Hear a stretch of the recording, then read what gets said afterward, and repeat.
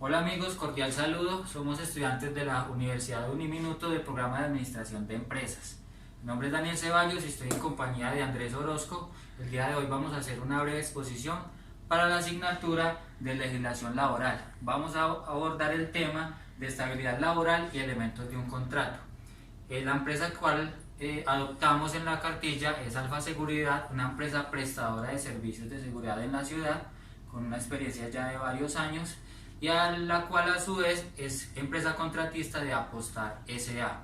El día de hoy nos acompañan Daniela y Luisa, vamos a socializar un poco con ellas, les vamos a enseñar lo que es la estabilidad laboral y los elementos de un contrato y ellas a su vez nos van a dar una retroalimentación y su perspectiva a nivel personal y laboral sobre este tema.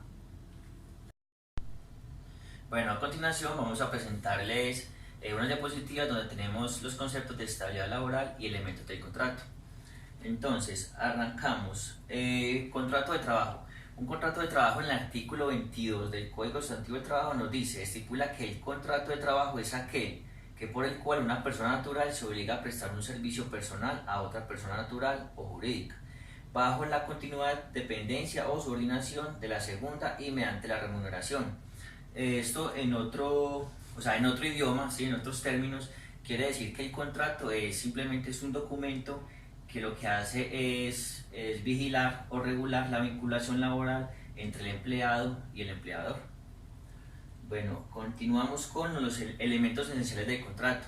Hay tres elementos esenciales del contrato para poder que un contrato se pueda llevar a cabo. El primero es la actividad personal del trabajador. La actividad personal del trabajador, eso quiere decir de que es el trabajador el encargado de prestar, de prestar la actividad o de prestar el servicio a la empresa. No lo puede hacer un tercero.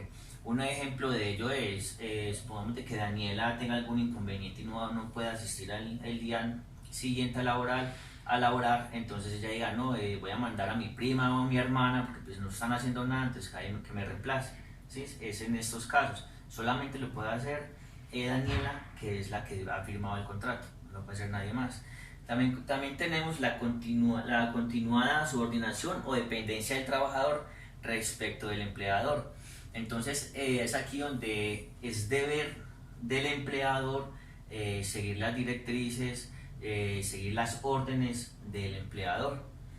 Y aparte de eso, el empleado, ¿sí? O el trabajador no tiene esa autonomía de decir ni cómo ni cuándo va a ejercer su contrato. Ya tiene que esperar una directriz ya de su jefe inmediato o del empleador. Y el otro elemento esencial es el salario.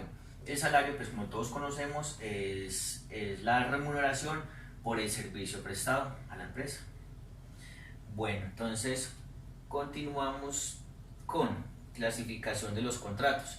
Entonces los contratos tienen clasificación. Tenemos contrato a término indefinido. Un contrato a término definido es aquel contrato en el cual no está estipulada una fecha de terminación, y este contrato puede ser prolongado por las dos partes en un término limitado. Bueno, contrato a término fijo.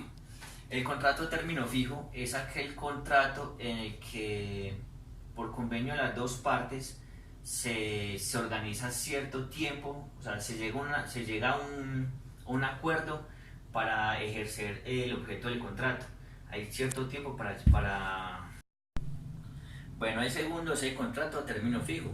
El contrato a término fijo se pacta en una duración cierta y limitada. También tenemos el contrato de obra o labor. Este contrato de obra o labor es pactado bilateralmente por las dos partes y tiene su fin en el momento en que el empleado termine su objeto de contrato o ya haya terminado de prestar su servicio.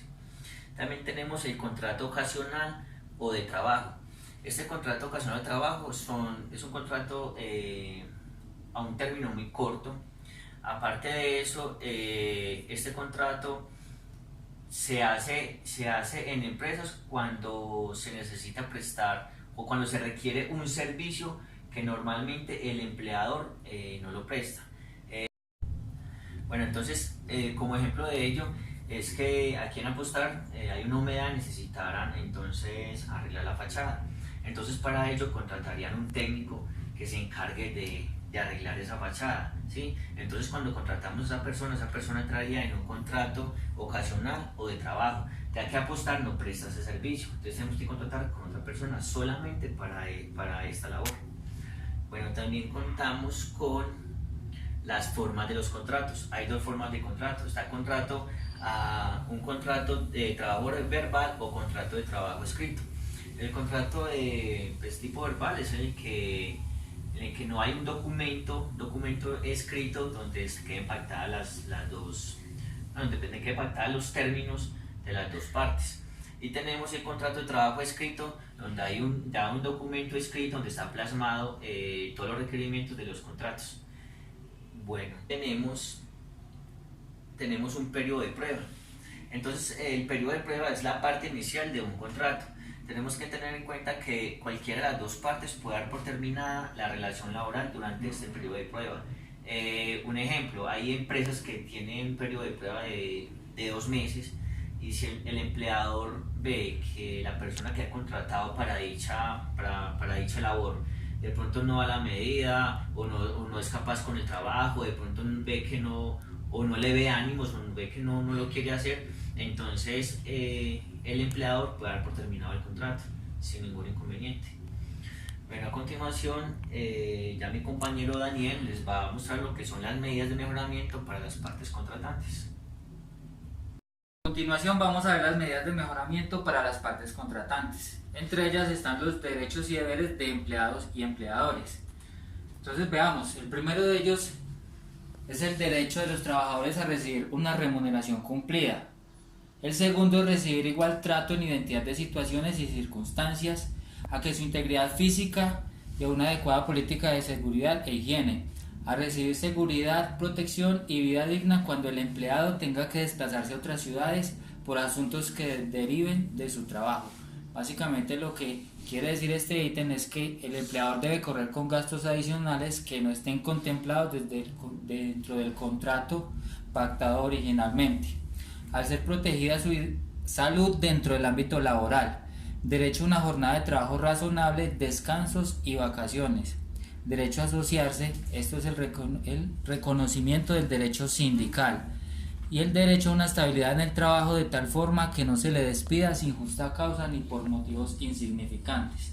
Esto da lugar a que el trabajador tenga derecho a que se le respete su trabajo, de que se le respete su derecho a tener un libre esparcimiento y que no sea despedido sin una justa causa, y en caso tal de que esto suceda, el trabajador debe recibir una indemnización. Ahora continuamos.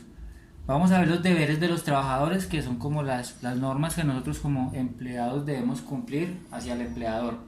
El primero de ellos es cumplir las obligaciones que se derivan del puesto de trabajo y actuar de buena fe con la empresa. Cumplir de forma responsable con las medidas de seguridad e higiene que correspondan. Cumplir las órdenes e instrucciones de los superiores.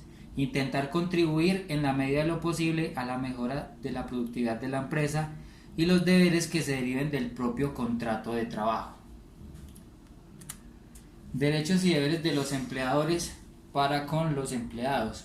Los deberes es el pago de las remuneraciones correspondientes a los trabajos realizados y pactados dentro del contrato celebrado, pagar las horas extras y suplementarios a un buen trato, evitar los riesgos del trabajo. En todo momento el empleador debe velar por la seguridad del empleado dentro de las instalaciones, dar trato igualitario a todos los trabajadores, proveer los elementos necesarios para el trabajo y desarrollar acciones para mejorar la seguridad. Estos son los deberes. Ahora veamos los derechos.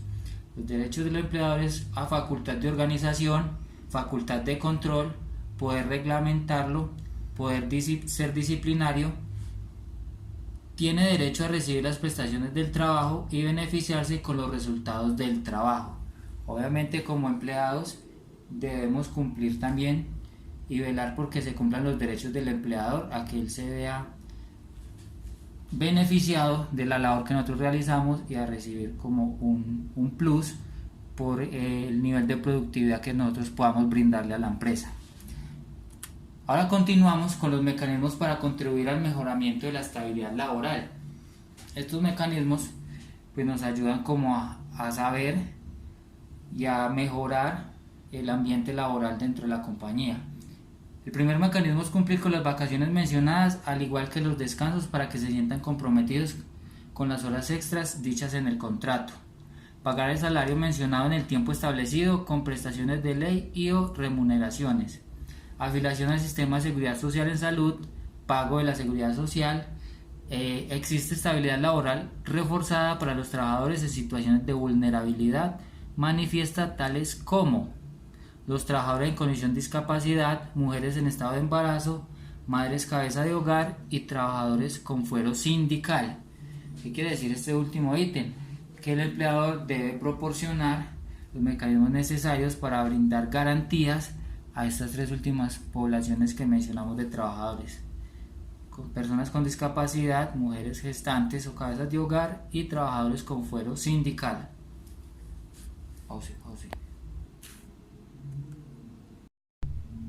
Bueno, después de la presentación que le hemos ilustrado en el día de hoy, quisiéramos que por favor nos cuenten algo de lo que han aprendido con respecto a sus trabajos. Quisiéramos saber qué tipo de contrato tienen, cuántos años llevan trabajando y qué funciones cumplen dentro de la empresa. Entonces arranquemos con Daniela. Hola, muy buenas. Yo llevo 5 años en la compañía. Mi contrato es a término indefinido. Empecé con un periodo de prueba de 2 meses. Y mis funciones, soy la auxiliar de la tesorería. Entonces apoyo todo lo que tenga que ver con el pago de proveedores y aliados que involucran al proceso de la compañía. Bien, Luisa, ahora cuéntanos. Bueno, mi contrato es indefinido, llevo 2 años en la compañía, también empecé con un periodo de prueba de 2 meses y pertenezco al área de compras. Mis funciones son las facturas, hacer cotizaciones. Dani, paren. Soy la encargada también de adquirir todos los bienes y servicios que necesita la compañía. Bueno, muchas gracias por su tiempo, muchas gracias por su colaboración y ya no es más, hasta la próxima.